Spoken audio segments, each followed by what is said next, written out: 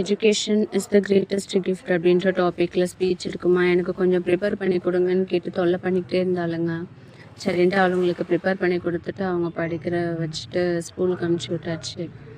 இட்லி கடையில் வந்து இட்லி வேலையை பார்த்துக்கிட்டே இருக்கும்போது அவர் என்ன பண்ணார்னா, சீக்கிரமாக வேலையை முடி, ஒரு முக்கியமான வேலை இருக்குது போகணும் அப்படின்னு சொல்லிக்கிட்டே இருந்தார்.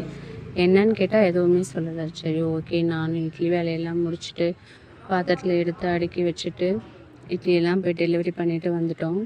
அதுக்கப்புறமா இட்லி டெலிவரி பண்ணிவிட்டு வந்துட்டு கடை கொஞ்சம் அங்கங்கே மெஸ்ஸியாக இருந்துச்சு. ஸோ நான் வந்து அதை க்ளீன் பண்ணிவிட்டு இறக்கட்டி வச்சுட்டு, சரி ஓகே இப்போ க்ளீன் பண்ணி வச்சா தான் நாளைக்கு யூஸ் பண்ணுறதுக்கு வந்து கொஞ்சம் நீட் அண்ட் க்ளீனாக இருக்கும் அப்படின்ட்டு ஃபுல்லாக க்ளீன் பண்ணி வச்சாட்டு வந்து பார்த்தா, அத்தானோட இத்தான் பெரிய வண்டியை தூக்கி என் கையில் கொடுத்துட்டாரு. மழை பெஞ்சதுன்றதுனால நாங்கள் இன்றைக்கி வந்து இட்லி டெலிவரி வந்து காரில் தான் பண்ணோம். பட் ஆனால் இந்த கார் வாங்கி மோஸ்ட்லி ஒரு 1 இயர் ஆக போகுது. பட் ஆனால் இது வரைக்கும் நான் இந்த டிரைவர் சீட்டில் உட்காந்ததே கிடையாது.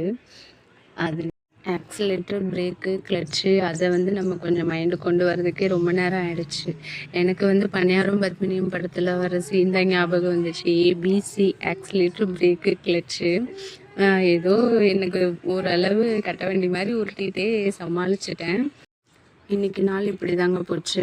Okay, Tata, bye bye.